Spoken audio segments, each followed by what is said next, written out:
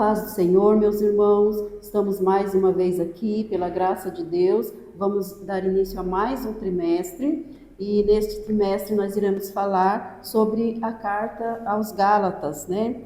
O tema do trimestre é a liberdade em Cristo, vivendo o verdadeiro evangelho, conforme a carta de Paulo aos Gálatas. Então, acredito que vai ser uma lição muito importante, porque falar de liberdade, né, com os jovens é muito bom, né? Porque os jovens, eles, né, gostam muito desse tema, né, Rose? De liberdade.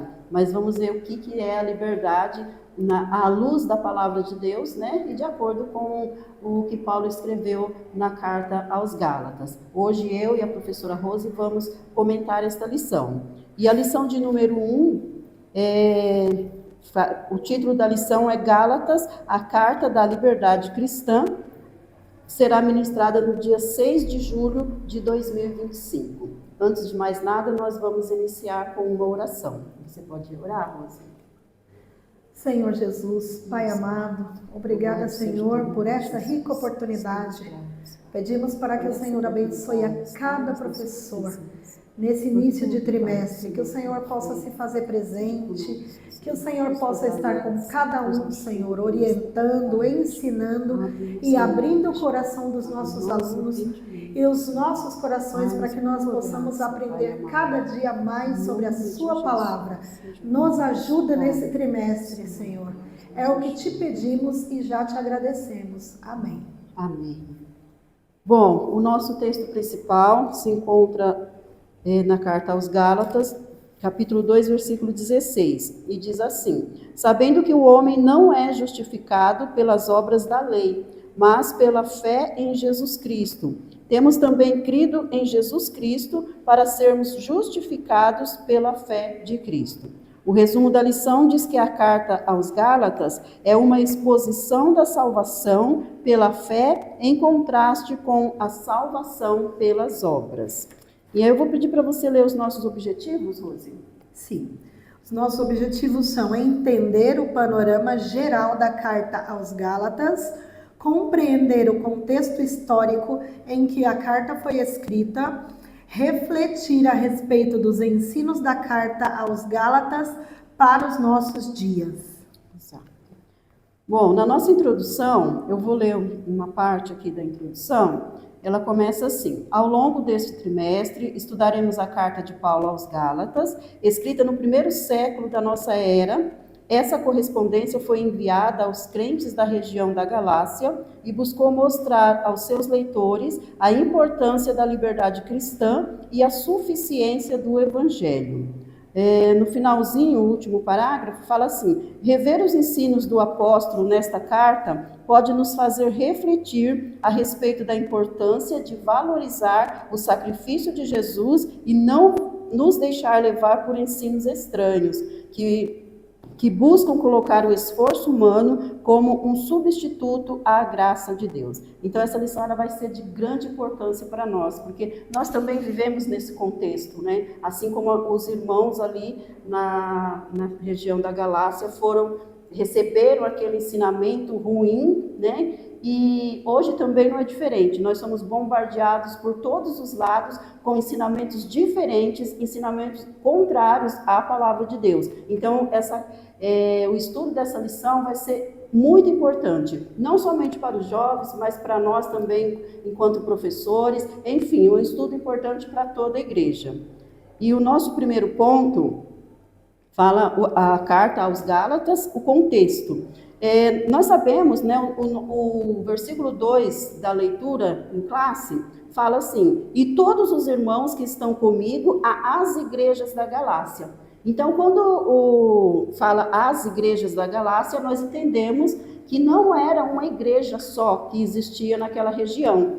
Naquela região existiam várias, né, vamos dizer assim, cidades, aldeias, e Paulo, na sua primeira viagem missionária, ele fundou essas igrejas. Ali tinha a igreja em Antioquia, Icônio, Derbe e Listra. A região ela ficava no centro da Ásia Menor, que hoje seria a Turquia, né? Então é bom nós fazermos até no nosso primeiro subsídio, se vocês quiserem, pode ler isso com os alunos para a gente saber mais ou menos o contexto histórico, né, do que estava acontecendo ali naquele momento. E o Evangelho, logo após a ascensão de Jesus, a gente conhece a história da igreja primitiva, né?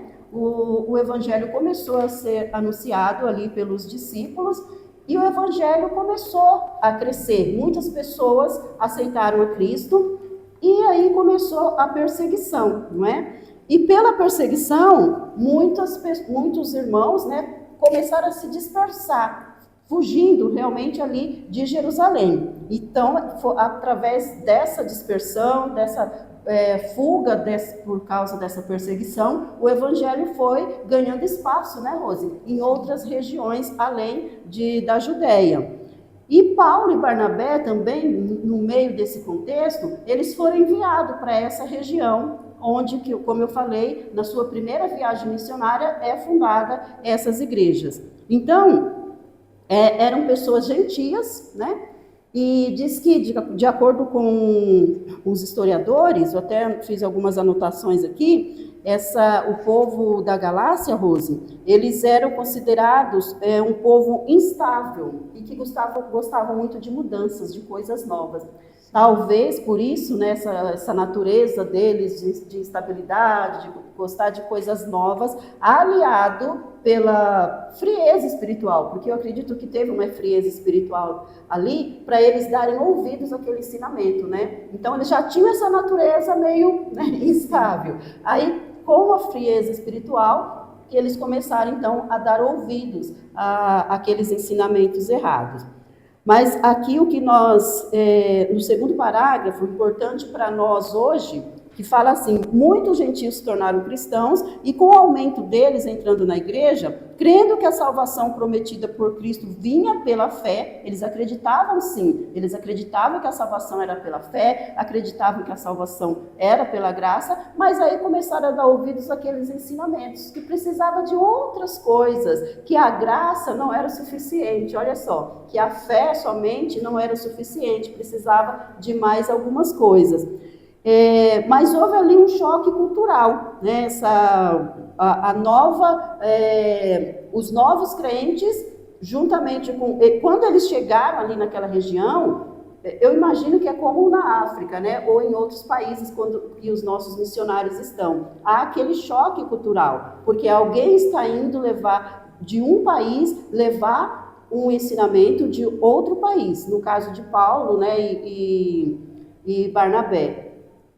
Então, teve aquele choque cultural. E é muito difícil essa questão de choque cultural, né, Rose? O que você acha?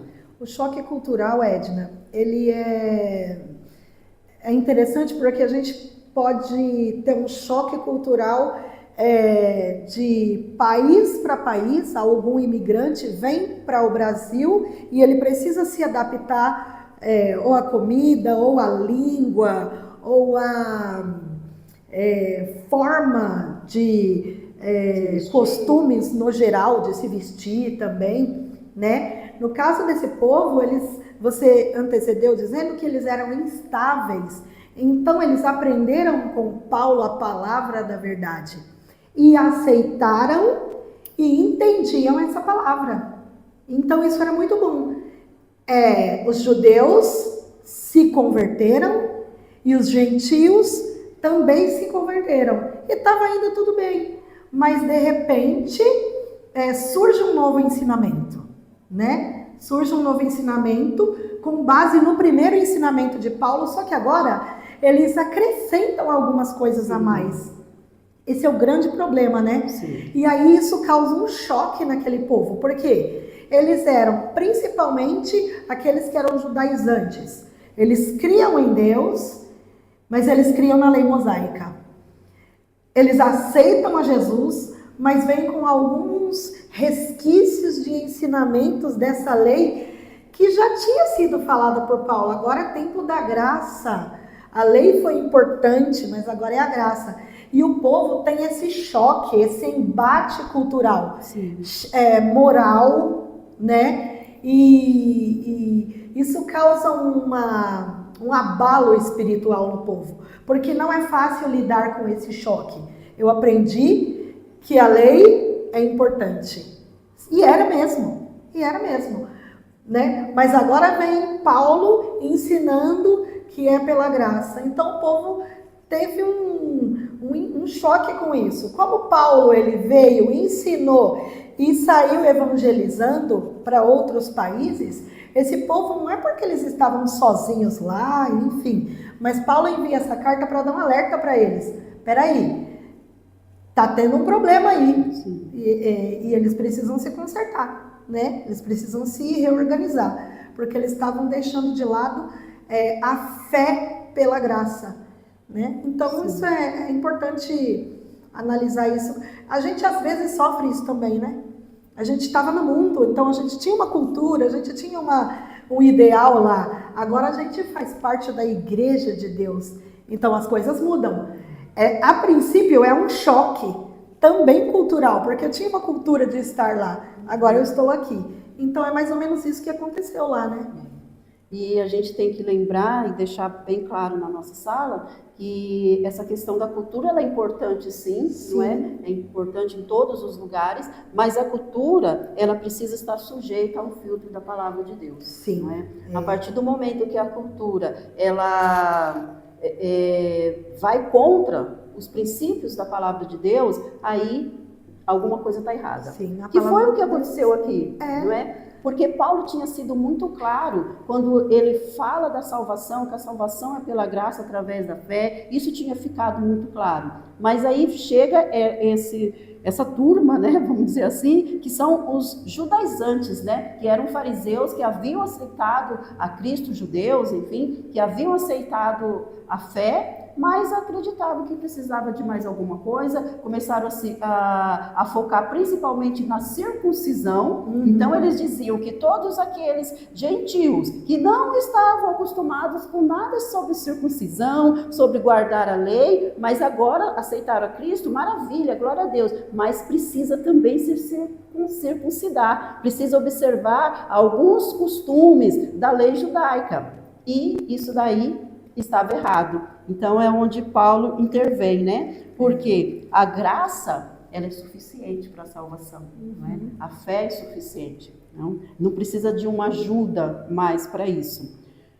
O nosso segundo ponto, subtópico, fala do autor. Eu não vou comentar aqui, porque no nosso primeiro ponto, o primeiro subtópico do segundo ponto, já vai falar sobre a saudação paulina, que está se referindo à autoria também de Paulo. Então não vou nem comentar nada aqui, vou deixar para comentar juntamente com esse segundo ponto. Aí eu quero pedir para você, Rose, falar sobre o motivo da carta. Tá.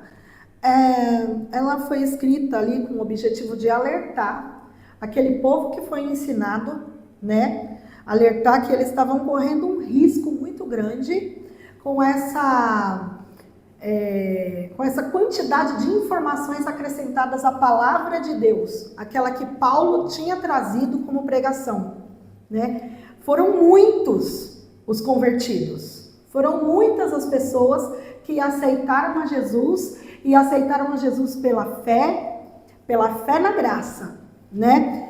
E vem esse povo agora com a mesma palavra, Edna. É interessante que eles começam dizendo que Deus é Deus, Jesus é o Senhor, Jesus é o Filho de Deus, que morreu para salvar a humanidade. Eles vêm falando toda essa palavra, né? E é interessante que você falou do filtro da palavra. A gente precisa ler essa palavra e interpretar essa palavra com a ajuda do Espírito Santo de Deus. Era o que aquele povo não estava conseguindo fazer.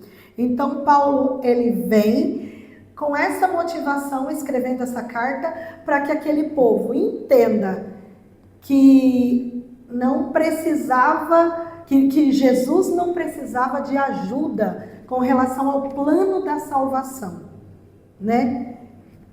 O sacrifício de Jesus era suficiente, era único e suficiente. Então, o interessante é que Deus, quando ele entra pensando na conversão de Paulo, né? Paulo se converte através do Evangelho, através de Jesus Cristo, ele tem um encontro com o próprio Jesus. O mais interessante é que Deus escolhe um homem de tradição totalmente farisaica. Ele era um fariseu, ele era aquele que entendia de lei, sabia tudo o que estava escrito, memorizava todos os preceitos, todas as questões, e para isso Jesus vai lá e escolhe ele, para que agora ele ensine que essa lei foi importante até determinado ponto, até Jesus chegar. E que quando Jesus chegou, a lei não foi esquecida, mas foi trocada pela graça, né? Agora a graça que é importante. Então, o povo estava indo em busca dessas palavras. Você falou da circuncisão, tinha crente até guardando o sábado lá, né? Então eram questões muito importantes que, de acordo com a graça, já tinham sido abolidas, já não eram importantes. E aí o povo estava indo. Paulo escreve essa carta para alertar esse povo dos ensinamentos e das doutrinas que eles estavam recebendo. Então, é para isso que ele vem, para motivar o povo a entender melhor isso, né? Então, a gente tem que lembrar que a lei de Moisés, aqui até mesmo fala, né, que ela foi dada para o povo hebreu, né? Foi dada para os judeus. Então, quando Paulo chega anunciando o evangelho ali, Paulo é considerado e foi o pregador dos gentios, né? E ele não fala nada sobre a lei.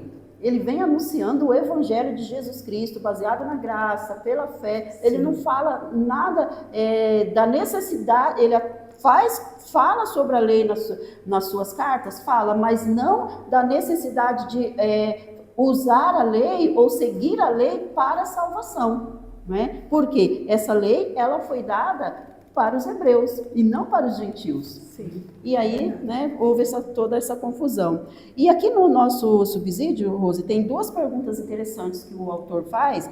Ele fala assim, no segundo parágrafo, no meio do ponto, ele fala, eu vou ler o segundo tudo para a gente entender melhor. O principal tema abordado na Epístola aos Gálatas é o mesmo que seria debatido e solucionado no Concílio de Jerusalém. A gente sabe que teve o concílio onde ficou determinado que era necessário observar, né? Que envolvia uma pergunta em duas partes. Eu achei interessante essas duas perguntas, que eu acho que a gente pode trabalhar com essas perguntas dentro da sala de aula. Sim. Ele fala assim, a fé em Jesus Cristo como Salvador e Senhor, isto é, aquele que perdoa os pecados, Salvador, e é líder da vida, o Senhor, não é isso? É o único pré-requisito para a salvação e um relacionamento pessoal com Deus? Acho que é interessante a gente fazer na sala essa pergunta e ver o que os alunos irão responder. E a outra pergunta a obediência a certos costumes e leis do Antigo Testamento judaico é necessária para que a pessoa seja espiritualmente salva e tenha um relacionamento correto com Deus? Interessante, né? Porque a gente sabe, né, em relação à primeira pergunta, a fé em Jesus Cristo, ela é o único pré-requisito. Não precisamos mais fazer sacrifícios, não se precisa de rituais, de nada disso. O único requisito é a fé em Jesus Cristo, né? E aqui fala que a obediência a certos costumes e leis do Antigo Testamento é necessária para que a pessoa seja espiritualmente salva? Não, não é necessário. A gente sabe, é praticamente a mesma coisa, né? Então, acho que bom, legal, a gente pode trabalhar, né, dentro da sala com essas perguntas. Bom, continuando aqui, a saudação paulina. Paulo, quando ele inicia essa carta, ele já inicia falando o seu nome, né? Ele já começa, a primeira palavra da carta é o seu nome, Paulo. E aí ele acrescenta mais, apóstolo, não da parte dos homens, nem por homem algum, mas por Jesus Cristo e por Deus Pai, que o ressuscitou dos mortos. Então, nós entendemos, né, como eu falei aqui no ponto anterior, o autor da carta é Paulo. Isso já fica muito claro no começo, quando ele se identifica. E há uma certa controvérsia, Porque essa questão apostólica de Paulo falar como apóstolo, né, que eu sou apóstolo, ela vai ser questionada. Durante o decorrer das lições nós veremos muito isso. Essa autoria, essa ousadia dele falar que era apóstolo, ela vai ser questionada. Sim. Não é? Mas Paulo, ele é muito claro, ele fala, Paulo apóstolo, mas não da parte dos homens. Porque os judeus ali, eles não aceitavam o fato de que Paulo, ele não andou com os discípulos, com os 12, ele não andou com Jesus enquanto Jesus estava aqui, mas aí agora ele vem anunciando o evangelho, falando que era apóstolo, como assim? Então eles não aceitavam isso. E aí Paulo, cheio de autoridade de Deus, ele fala, o que eu recebi, eu não recebi pela parte dos homens, mas de Deus. Que coisa gloriosa, né? A convicção de quem você é. Paulo tinha essa convicção de que ele tinha sido escolhido, ele tinha sido enviado pelo próprio Deus, pelo próprio Jesus. Então ele falava assim com ousadia. Isso é muito importante para nós, a gente saber ter a convicção de quem nós somos, não é? Sim. Porque nós também vamos ser questionados, vamos ser colocados em dúvidas muitas vezes, mas quando nós temos convicção de quem nós somos, nós temos a resposta certa para dar, não é? Para as pessoas. É você ter a certeza de quem te chamou. Exatamente. Né? E Paulo tinha. Em um dado momento ele fala assim, mas será que não é o suficiente eu ter encontrado com o próprio Jesus no caminho de Damasco? Exato. De ele ter me passado essas informações? Então, parafraseando, Paulo, ele tinha total liberdade para se dar esse título. Esse título não era um título que era dado por Paulo, eu acho que era o próprio Deus que dava para ele, né? Exato. Então... E aí no segundo ponto, você terminou? Terminei. No segundo ponto ele fala, continuando, né, da parte de Jesus e de Deus Pai. E é interessante como o comentarista coloca aqui, que ele fala, parte de Jesus Cristo por Deus Pai, que o ressuscitou dos mortos. Em um versículo só, ele já fala que Deus é Pai, Jesus é Filho de Deus, que Jesus havia morrido e o próprio Deus ressuscitou ele dos mortos. Olha que coisa, né? Paulo sendo Paulo. Paulo sendo Paulo. Em um único verso ele destaca a atuação conjunta do Pai e do Filho, o milagre da ressurreição, porque foi um dos maiores milagres da Bíblia, né? A ressurreição de Jesus. Né? Então ele deixa claro ali que ele foi através desse mandato que ele, né, chegou ali e falando que era apóstolo. Aqui no finalzinho desse ponto, ele fala assim, que essa carta é uma defesa do verdadeiro evangelho para os Gálatas, que já tinham experimentado a salvação, mas que estavam caindo da graça. Então, é uma defesa do verdadeiro evangelho, não é? E hoje não é diferente, nós também estamos nesse mesmo contexto. Muitos estão caindo também da graça, não é? E muitas vezes também alguém como cristão, Rose, não tem coragem de defender o evangelho como Paulo teve coragem ali, não é? Sim. Como eu falei, a gente é muitas vezes bombardeados de todos os lados, de vários lados, e como cristãos a gente precisa, né? Defender a nossa fé, defender a palavra de Deus, ter essa postura que Paulo teve de defender, né? Porque aqueles irmãos, ele não estava mais, ele estava longe, Paulo não estava mais ali junto com eles. Ele podia ter, né? Eu já fiz a minha parte. Não é assim que muitas vezes a gente fala? Eu já fiz a minha parte. Verdade. Né? Mas não, Paulo, ele se preocupou com a salvação daqueles irmãos e escreveu essa carta que se tornou essa defesa do evangelho. E você quer ter algum comentário aqui nesse ponto? Senão você pode comentar o restante aqui desse ponto aqui. Tá ok. No ponto 3 e no ponto 4 vai falar sobre os irmãos que estão comigo, com Paulo, né? Ele não cita nomes, mas ele deixa muito claro que tem varões valorosos caminhando do lado dele, né? Fala do corpo de Cristo, que é um só. Fala sobre servir ao Senhor com um grupo de pessoas, porque ninguém trabalha sozinho, Edna. Não. Né? Ninguém trabalha sozinho, né? Nós precisamos de companheiros para trabalhar na obra. E Paulo deixa claro isso aqui, que é muito importante. né? Ele não menciona o nome dos companheiros de ministério, né? Mas ele mostra que tem companheiros de ministério junto com ele. E ele exalta isso nesse início da carta aos Gálatas.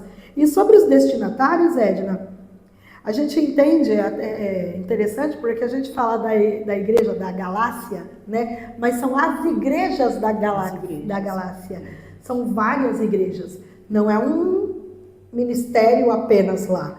São várias igrejas, são várias pessoas servindo em vários lugares daquela cidade que era muito importante, né? Então ela não estava localizada ali só numa região, como a igreja de Roma. Paulo escreve para a igreja de Roma, sim, para a igreja de Corinto. Aqui não, aqui ele escreve para as igrejas da Galácia. Então era um povo que estava ali adorando a Deus, né? Um povo que aprendeu com Paulo e infelizmente agora estavam caindo dessa graça e indo em busca de... A gente entende que o crente ele precisa de profundidade bíblica. Esse povo ele conhecia a Bíblia, mas não se aprofundavam na palavra de Deus. E por isso qualquer vento de doutrina vinha e levava, né? Levava esse povo. Então Paulo está falando para cada uma dessas igrejas da Galácia. Né? Sim. Rose, uma coisa que você falou importante aí sobre essa questão de ninguém faz a obra sozinho, né? E outra coisa nesse ponto que eu achei interessante é essa questão dos nomes. Porque muitas vezes tem muitas pessoas que fazem questão de que seu nome seja citado, não é assim? Mas aqui Paulo, ele não, como você falou, ele não cita o nome dos irmãos. Ele só deixa claro que os irmãos estavam com ele. E muitas vezes nós nos apegamos tanto a isso, né? Sim. Porque fazemos alguma coisa e fala, mas eu fiz, mas nem falaram o meu nome, não é? Fica isso daqui como ensinamento para a gente também. E isso não é tão importante ter o seu nome, aparecer o seu nome. O importante é estar incluído fazer parte dessa união aqui, né? Fazer parte dessa união, estar juntos fazendo a obra de Deus, porque como você falou, ninguém faz a obra de Deus sozinho, nós precisamos um dos outros, né? E o próprio Jesus deixa isso muito claro, essa questão da unidade, né? E é necessário ter essa união. Bom, indo adiante aqui, o nosso terceiro ponto fala da mensagem para os nossos dias, que é o que a gente precisa, né, entender isso, porque como eu falei, isso não ficou só lá, né? Hoje nós continuamos nesse mesmo contexto. E o primeiro ponto subtópico, ele fala da importância da liberdade. A carta aos Gálatas defende a liberdade cristã, mas que liberdade é essa? Não é? Os jovens, principalmente, muitas vezes eles são questionados sobre essa questão de liberdade, porque eles costumam ser pressionados pelos amigos, que eles não sabem se divertir, que eles não têm liberdade, não é? E por isso que eu falei que vai ser muito bom a gente falar sobre esse tema com os nossos jovens. Quando nós falamos em liberdade cristã, ele pergunta, que liberdade é essa? Nós somos o povo mais livre da face da terra, porque nós fomos libertos do pecado, não é? As pessoas falam, mas você não pode fazer isso, não pode fazer aquilo. Só que o crente, né, não pode fazer isso ou aquilo. O crente não faz porque ele foi liberto. E às vezes alguém que está lá fora não quer fazer, mas não consegue, porque está preso pelo pecado, está preso pelo inimigo e não consegue. Aí está a verdadeira liberdade, não é? Sim. Como ele coloca aqui, a liberdade de uma vida santa, uma vida de santidade, a liberdade de comunhão com Deus, ter acesso livre à presença dele. Só quem é livre do pecado, só quem é livre da influência maligna é que conhece, que consegue fazer isso, consegue viver em santidade. Não é fácil para um jovem, no mundo atual, se abster das coisas desse mundo, não é, Rose? Sim. Porque são muitas coisas que são oferecidas, muitas coisas, e não são coisas ruins. Essa que é a questão. Não são coisas ruins. Para a carne, são coisas boas. Então, não é fácil para um jovem se libertar de tudo isso, viver uma vida de santidade. Só que o jovem cristão, ele consegue, porque ele foi livre, ele foi liberto do pecado. Então, ele consegue, sim, viver em santidade. Enquanto as outras pessoas, os jovens do mundo, estão muitas vezes criticando o jovem cristão. Porque você não pode fazer isso, você não pode fazer aquilo, você não pode andar desse jeito ou de outro jeito. Só que muitas vezes eles mesmos também gostariam de ser como um jovem cristão. Mas como eles não conseguem, porque isso só é possível através da ação do Espírito Santo, não é? Na nossa vida, aí eles usam isso, né, como uma forma até deles se defenderem, não é? Mas nós devemos deixar claro na nossa sala que a verdadeira liberdade somente o cristão pode desfrutar. Porque nós fomos livres do pecado, estamos libertos do pecado. Então, nós podemos sim ter essa vida de santidade, nós podemos ter comunhão com Deus e temos acesso livre na presença dEle. Podemos a qualquer momento chegar, dobrar os nossos joelhos, ou enfim, em pé ou sentado, de qualquer forma, né? E falar com o nosso Deus, falar com o nosso Pai. Só quem foi livre do pecado é que pode fazer isso, não é, Rose? Sim. Então, essa é a importância da liberdade. Não a liberdade para fazer o que o mundo preza tanto, que é as coisas da carne, mas a liberdade de servir a Deus. O nosso segundo subtópico diz: nossa salvação não depende de nossas obras. Né, Rose? É verdade. A Bíblia é muito enfática, né? Quando ela fala sobre a salvação não vir pelas obras. Sim. Né? Isso é bem claro, é evidente na Bíblia. Infelizmente, ainda hoje, algumas pessoas acham que pelo tanto fazer, Deus vai olhar para isso e dizer: esse merece a salvação. A salvação é pela graça, é por acreditar em Jesus Cristo, é pela fé em Cristo Jesus. Né? O que acontece com as obras é que quem é salvo, as obras vão acompanhando essa salvação, né? As obras são nada mais, nada menos do que uma ação do Espírito Santo na nossa vida. Então a gente é salvo, quem é salvo gera frutos, né? Então a gente tem a bondade, a benignidade, a gente tem paciência, são tantos os frutos, e tendo isso a gente consegue realizar boas obras, principalmente dentro da casa de Deus. A gente não pode pensar em deixar todos esses acontecimentos como bondade, entrega, né, o serviço, só para dentro da casa de Deus. Tem que ir pelo mundo e pregar o evangelho a toda criatura e levar suprimento também, né?